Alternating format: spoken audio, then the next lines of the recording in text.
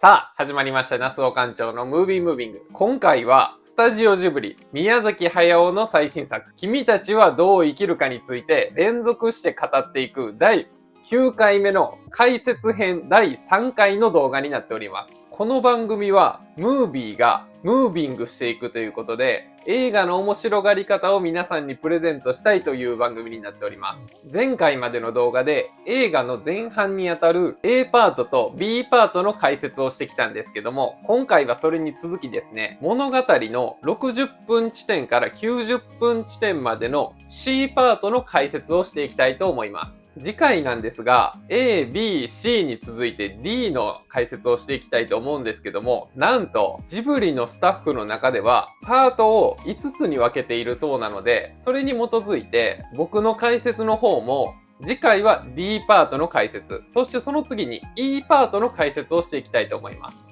その解説をしていく中で、ここの部分については次回以降解説していきたいと思いますということで、伏線を張っていきまして、E パートの解説まで終了した後ですね、この解説編の次に考察編という動画を上げていきたいと思うんですけども、そこで気になるところ一つ一つについてもう徹底的に考察をしていきたいと思うんですね。それではですね、C パート60分地点から90分地点までの30分間の解説をしていきたいと思います。C パートは題しまして、残酷だが美しい世界、少年はアオサギと旅に出るをお送りしたいと思います。前回ですね、B パートのラストで、真人とキリコとアオサギは謎の髪の毛ボサボサおじいちゃんによってですね、不思議な世界に誘われてしまうんですね。そこから真人は気がつくと、そこは波打ち際だったんです。その海の遠くを見てみると、無数の帆を張った帆船が浮いているんですね。そんな不思議な世界を真人はしばらく歩いてみると、すごく綺麗な装飾がされた金色の門が立ってるんです。その門の前に真人が行ってみると、門の上の方には、我を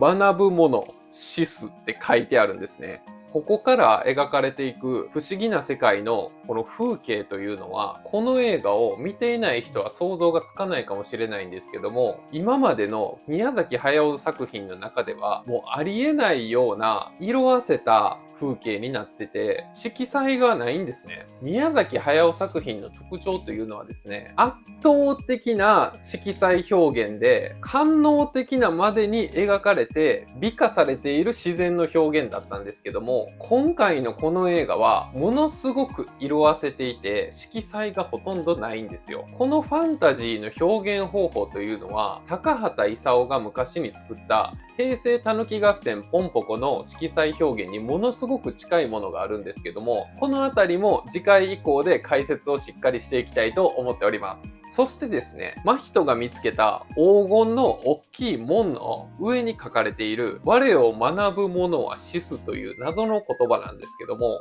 これは我に似せる者は生き、我をかたどる者は死すというですね、昔のことわざが元ネタなんじゃないかというふうに僕は思っていまして、このことわざの意味は簡単に言うと、師匠のやってることを真似しているだけの人、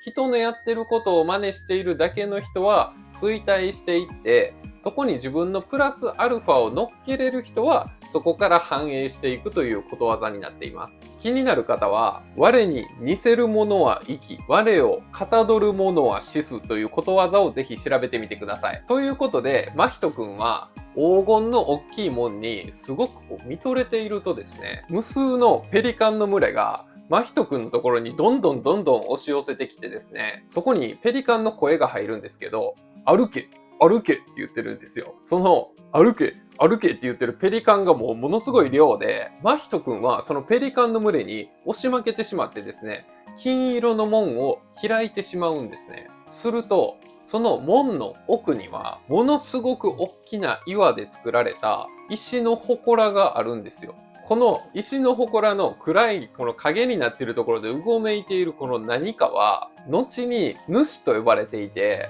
起こしてはならないと言われていることがわかるんですけども、残念ながらこの主の正体については物語の中で語られることはないんですよ。そんなことをしていると、門が開かれてしまったことに気づいた謎の女性がですね、船でそこへ乗り付けて、腰の方からなんか鞭を取り出して、その鞭の先っぽになんか火が灯るんですね。その炎を宿した鞭で、ペリカンを追い払ってくれるんですよ。そして、訳も分かっていない真人を自分のところに引き寄せて、自分と真人をですね、取り囲むように地面に生えている草をその炎の鞭で丸く焼くんですね。そしておまじないをして、その円から出て船の方に向かおうとするんですけども、その謎の女性は真人くんに後ろを向くなということを言って、石の祠に背中を向けないように後ずさりしながら船の方に向かいます。この謎の女性というのが、後ほどわかるんですけども、この不思議な世界、下の世界に存在している若かりし頃のキリコおばあさんなんですよ。それはこの世界に入ってきた時のキリコおばあさんの服の柄と、この謎の女性が着ている着物の柄が同じになっているからということでもあるんですけど、後で真人くんもこの謎の女性がキリコであるということがわかるんですね。なんですが、この若かりし頃のキリコさんは、おばあさんの時のキリコさんの記憶はどうやらないらしいんですよ。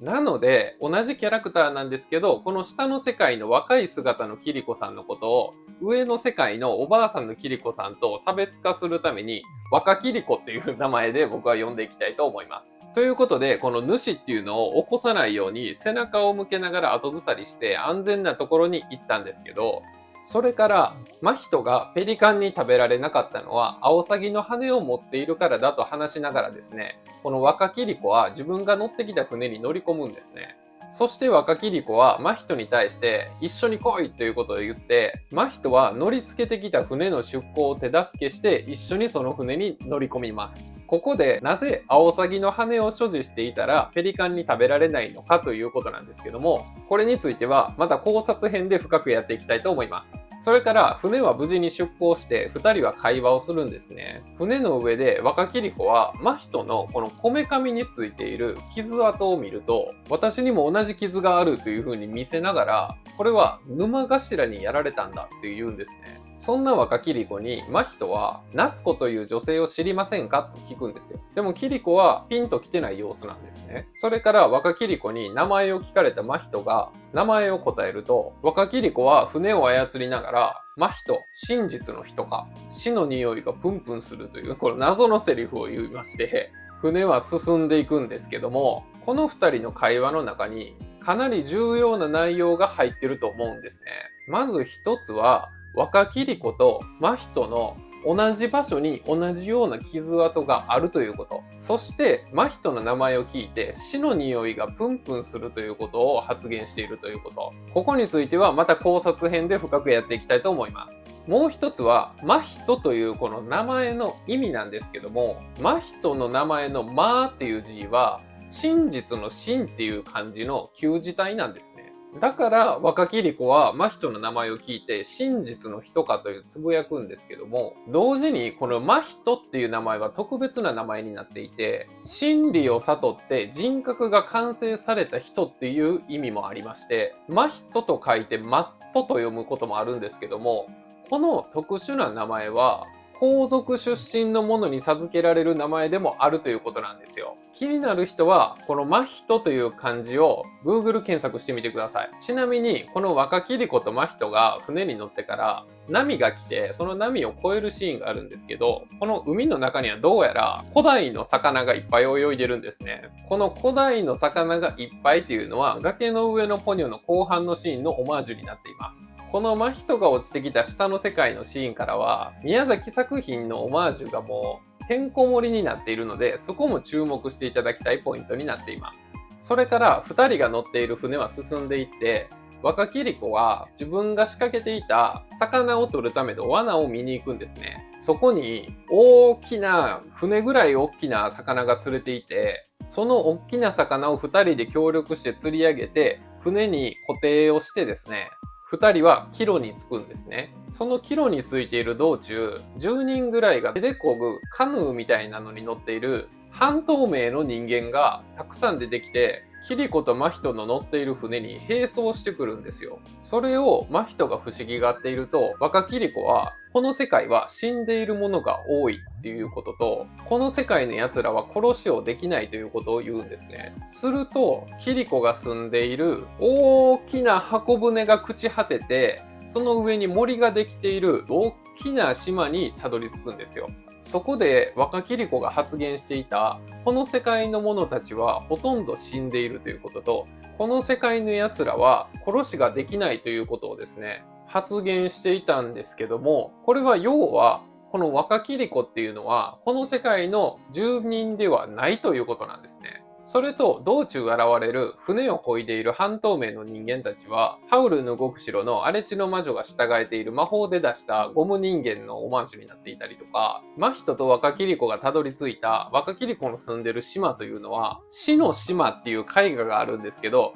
この有名な絵画ともう全く同じ見た目になっているんです。先ほど若キリコは真人の名前を聞いて死の匂いがプンプンすると言っているんですけども、もうこの世界自体が死の匂いがすごいプンプンしているんですね。この時点で真人がいた上の世界、そして落ちてきたこの下の世界ということなんですけど、この下の世界というのはどうやら死後の世界っぽいっていうことなんですね。物語続けていきたいんですけど、その死の島と酷似しているキリコの住処にたどり着くと、船が入る入り口に入ると、釣ってきた大きな魚目当てに、なんか白くてふわふわしたもちもちの玉みたいな生物が無数に湧いてきてですね、なんかその白い玉みたいな奴らはものすごく喜んでるんですよ。どうやら若キリコによると、この白い玉みたいな奴らのことをわらわらと呼んでいるみたいなんですね。それから船を固定して魚を下ろしたら、早速若キリコは、真人も手伝えって言って道具を渡してきて、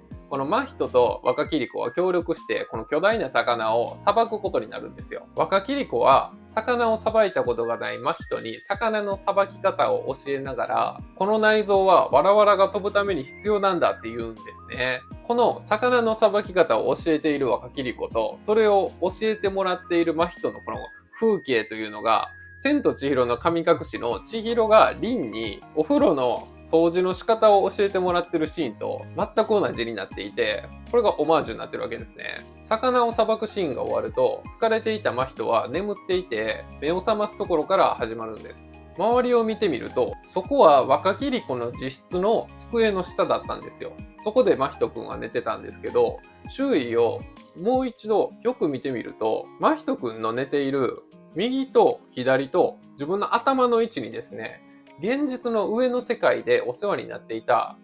キリコ以外の6人のおばあさんの見た目をしている木の人形が2体ずつですね、配置されているんですね。不思議そうに思って、真人はそのおばあさんの人形を触ろうとしたら、若キリコがそれに気づいて、触っちゃいけないって言うんですよ。どうやら若キリコによると、このおばあさんの6体の人形は、真人のことを守ってくれてるらしいです。そう言われて真人は、このおばあさんの人形に触らないように、そーっと机の外に出るんですね。このおばあさんたちがなぜこの下の世界で人形になって真人を守っているのかというのはですね、また考察編で深くやっていきたいと思います。机から這い出てきて起きた真人はですね、若キリコに対して、キリコさんって呼びかけるんですよ。それを聞いて、どうして私の名前を知ってるんだって言って若キリコは驚くんですね。そんな会話をしながら、真人はトイレに行きたくなって、トイレがどこか聞くんですよ。この映画、便所がよく出てくるんですけども、どうやら若キリコの部屋というのは、大きな朽ちた箱舟の上の船室の部分が部屋になっていて、外に出ると、船の甲板の部分がベランダみたいになってるんですね。で、そこにね、ポツンとね、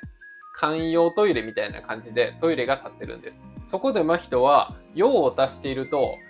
顔の位置ぐらいに四角い窓がついてるんですけど、暗い夜だったんですけど、突然ね、徐々に光が差し込んでくることに気づくんですね。気になった真人はトイレの外に出て空を見上げると、そこには先ほどの白い玉みたいなわらわらが飛び始めてるんです。ここのシーンで僕たち見ている観客は、この若キリコがキリコであるということがわかるということと、それと絶対に見逃したらいけないのが、若キリコの部屋には不自然にこの下の世界では絶対に存在しないようなチェック柄のワンピースがかけてあるんですよ。これものすごく不自然なんですけども、これについては考察編で深くやっていきたいと思っています。それと白くて丸い光っているわらわらがですね、森の中からどんどん出てきて空に上がっていく様子っていうのは、もののけ姫の小玉がいっぱい出てくるところのオマージュになっています。それから、そのわらわらに見とれていると、若きり子も外に出てきて、二人でそれを見てるんですね。すると、こう飛んでいってるわらわらが、こうだんだん配置がだんだん変わってきてですね、カエルの卵みたいな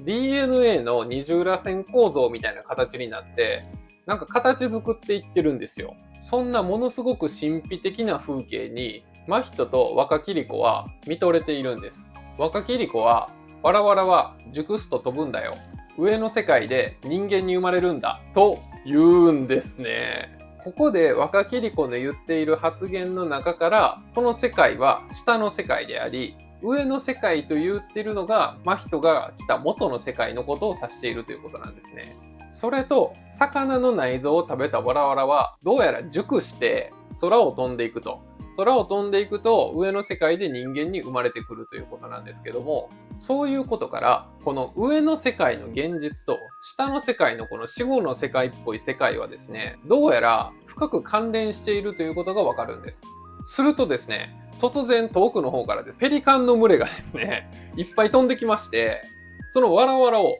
バクとこう食べていってしまうんですね。真人がそれを見て、わらわらがもうどんどんペリカンに食べられていくんで、それ衝撃を受けて見ていると、海の方では小舟に乗ったオーバーオールの二つくくりの謎の少女がですね、空に向かってカメハメハみたいなポーズをとって、そのカメハメハみたいな手のところから魔法で炎の玉をビューンと打ち上げるんですよ。打ち上がった炎の玉は花火のようにブワーンと弾けてですね、その火の塊の一つ一つがペリカンをビューンと追いかけていってね、退治するんですけど、その炎はペリカンを燃やすだけではなく、わらわらも一緒に燃やし尽くし始めるんですよ。それを見て真人はその謎の少女に向かって、やめろ！わらわらが燃えているんだぞって言うんですけど、隣の若きり子は、玉やーとか、いいぞ、姫様、やっちまえとか、姫様、ありがとうとかって言って、大きな声援を送っているんですね。そして、ほとんど残っていないんですけど、わずかなわらわらたちが空の方に飛んでいって、その後、どうやら上の世界で人間になっていくという不思議なシーンがあります。ここで、もののけ姫の小玉に変わる白くて丸い新しい新キャラのわらわらというキャラクターが、どんどんペリカンにバクバク食べられていって、しまいにペリカンもろとも炎で燃やされるという衝撃なシーンがあるんですけども、ここが炎の魔術師、姫の登場シーンにもなっているわけです。それと、ここで、わらわらも燃やされていることと、ペリカンに食べられていることに対して、真人はものすごく怒りをあらわにしてるんですけど、一方で、若きり子は、いいぞやっちまえ、たまやーとかって言って、姫様を応援している、この真人と若きり子のこの温度差にも注目していただきたいと思います。それと、このペリカンとわらわらが何を象徴しているのかというところを、また次回以降の考察編で深くやっていきたいと思います。その後二人はもう疲れてですね、眠りに入ろうとするんですけど、若きり子はもうとっくに眠っていて、真人はまたテーブルの下に入っていって寝ようとするんですけど、なんか寝つけずにですね、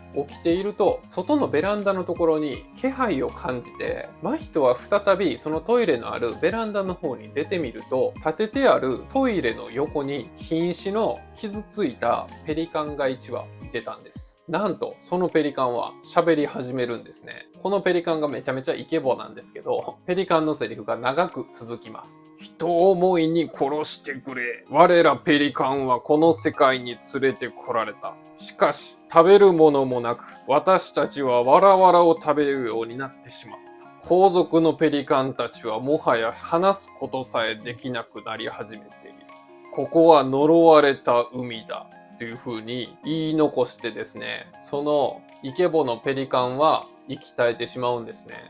このシーンは、このペリカンのキャラクターが自分のことを語る唯一のシーンになっていて、このペリカンにわざわざですよ、豪華な声優を当ててきてるということから、ただの脇役のペリカンではないんですけども、このペリカンが死ぬまでに打ち明けてくれたことを整理していきたいと思うんですね。一つは、ペリカンは上の世界にいたんだけど、下の世界に連れてこられたということ。もう一つは、実際のペリカンっていうのは、口が大きいんですけど、口に入るものなら何でも食べてしまうという、実は獰猛な動物でして、そんなペリカンが下の世界に連れてこられて、食べ物がなさすぎて、ついに食べたくないんですけど、わらわらを食べないと自分たちが生きていけなくなっているということ。そしてもう一つがですね、この話しているペリカンは、流暢に日本語を喋るんですけども、後続の群れにいてるペリカンたちは、もはや知性も失われつつあるということなんですね。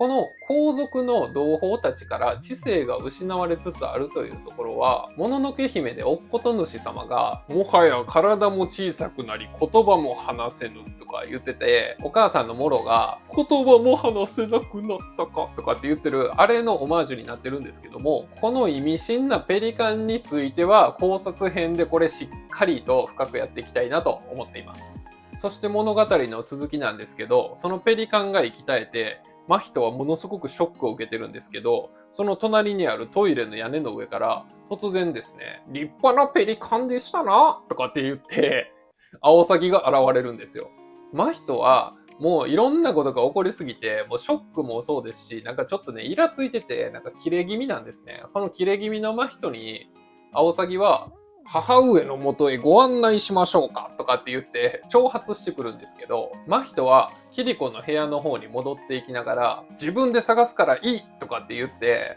断ってですね、部屋の中からスコップを持ってまた帰ってくるんですよ。で、そのスコップで穴を掘り始めるんですね。真人はこのペリカンを弔ってあげようとしてるんですよ。それにアオサギはものすごく驚いて、そこから二人はペリカンを弔うんですけど、その弔いながら、なんとなくこのアオサギと真人はなんか和解した雰囲気になるんですよ。ここで前回の動画で解説した B パートの最後、ご武運をって言ってからいなくなってたアオサギがまた再び登場して真人の前に現れるんですね。これ以降ですね、アオサギと真人はほとんど一緒に行動して、まるでバディムービーを見ているみたいな、二人組みたいな感じになっていくんですよ。翌朝ですね、